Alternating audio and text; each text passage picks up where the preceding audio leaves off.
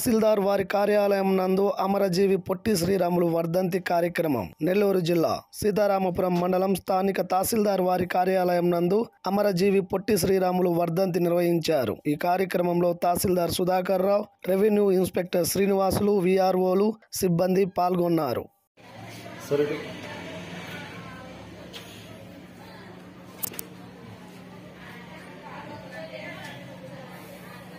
నమస్కారం. ఈ రోజున మహానుభావుడు మన శ్రీ పొట్టి శ్రీరాములు గారిని మనం ఆయన స్మరించుకుంటున్నాము. ఎందుకంటే ఆయన ఇదివరలో మనం ఉమ్మడి రాష్ట్రం మద్రాసులో ఉన్నాము. ఆంధ్రులకి ప్రత్యేక రాష్ట్రం కావాలని చెప్పి ఆయన అమర నిరాహార దీక్ష చేసి ఆ అమర నిరాహార దీక్షలోనే ఆయన అసూలు బాసి మనకి ఆంధ్ర రాష్ట్రాన్ని ఏర్పాటు చేసుకున్నాడు. కాబట్టి ఈ రోజున మనం ఒక ప్రత్యేక రాష్ట్రాన్ని మనం సంపాదించుకున్నామంటే అది ఆయన త్యాగ ఫలితమే. అటువంటి మహానీయుడిని మనం ఈ రోజున స్మరించుకుంటున్నాము.